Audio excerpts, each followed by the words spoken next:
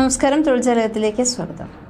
ഇന്ത്യയിലെ വിവിധ എയർപോർട്ടുകളിൽ ജോലി നേടാൻ ആഗ്രഹിക്കുന്നവർക്ക് സുവർണാവസരം. എയർപോർട്ട് അതോറിറ്റി ഓഫ് ഇന്ത്യ ഇപ്പോൾ ജൂനിയർ എക്സിക്യൂട്ടീവ് തസ്തികയിലേക്ക് നിയമനം നടത്തുന്നു. ഇതിനായി യോഗ്യരായ ഉദ്യോഗാർത്ഥികളിൽ നിന്നും അപേക്ഷ ക്ഷണിച്ചിട്ടുണ്ട്. മിനിമം ഡിഗ്രിയാണ് യോഗ്യത. ഈ ഡിഗ്രി യോഗ്യതയുള്ളവർക്ക് എയർപോർട്ട് അതോറിറ്റി ഓഫ് ഇന്ത്യയിൽ ജൂനിയർ എക്സിക്യൂട്ടീവ് തസ്തികകളിലേക്ക് അപേക്ഷിക്കാം. മൊത്തം 83 ഒഴിവുകളാണുള്ളത്. ഓൺലൈനായാണ് അപേക്ഷിക്കേണ്ടത്. നല്ല ശമ്പളമുണ്ട്. എയർപോർട്ടുകളിൽ ജോലി ആഗ്രഹിക്കുന്നവർക്ക് ഈ അവസരം ഉപയോഗപ്പെടുത്താവുന്നതാണ്. ഈ ജോലിക്ക് ഓൺലൈനായി മാർച്ച് 18 വരെയാണ് അപേക്ഷിക്കാവുന്നത്.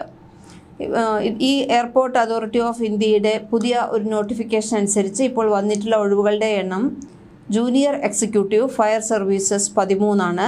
40,000 മുതൽ 1,40,000 വരെ ശമ്പളമുണ്ടാവും.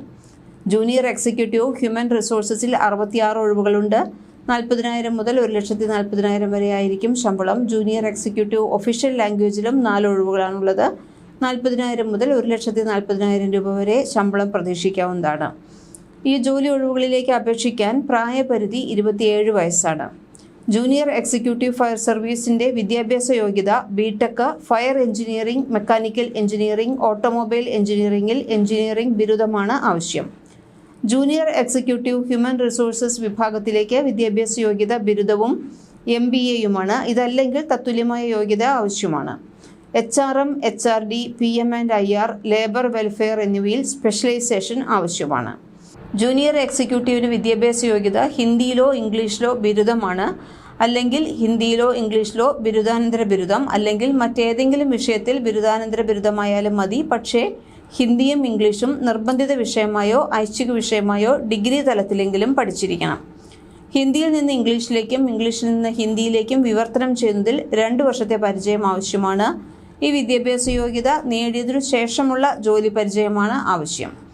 എയർപോർട്ട് അതോറിറ്റി ഓഫ് ഇന്ത്യയുടെ 83 ഒഴിവുകളിലേക്ക് അപേക്ഷാ ഫീസ് 1000 രൂപയാണ്. യോഗ്യരായ ഉദ്യോഗാർത്ഥികൾ ഔദ്യോഗിക വിജ്ഞാപനം പൂർണ്ണമായും വായിച്ചു മനസ്സിലാക്കിയതിനു ശേഷം അപേക്ഷിക്കേണ്ട ലിങ്ക് ക്ലിക്ക് ചെയ്ത് മൊബൈൽ ഫോൺ, കമ്പ്യൂട്ടർ ഉപയോഗിച്ച് ഓൺലൈനായി അപേക്ഷിക്കുക. അപേക്ഷ അയക്കേണ്ട അവസാന തീയതി 2025 മാർച്ച് 18. അപേക്ഷ എങ്ങനെ സമർപ്പിക്കാം, എന്തെല്ലാം കാര്യങ്ങൾ ശ്രദ്ധിക്കണം എന്നിവയെല്ലാം കൂടുതലായി വിശദമായി മനസ്സിലാക്കുന്നതിന് ഔദ്യോഗിക വിജ്ഞാപനം വായിച്ച് മനസ്സിലാക്കുക. നിങ്ങൾ ഈ ജോലിക്ക് അപേക്ഷിക്കുന്നതിനോടൊപ്പം തന്നെ ജോലി അന്വേഷിക്കുന്ന നിങ്ങളുടെ സുഹൃത്തുക്കൾക്ക് കൂടി വീഡിയോ പങ്കുവയ്ക്കും. ഒപ്പം തൊഴിൽജാലകം സബ്സ്ക്രൈബ് ചെയ്യും.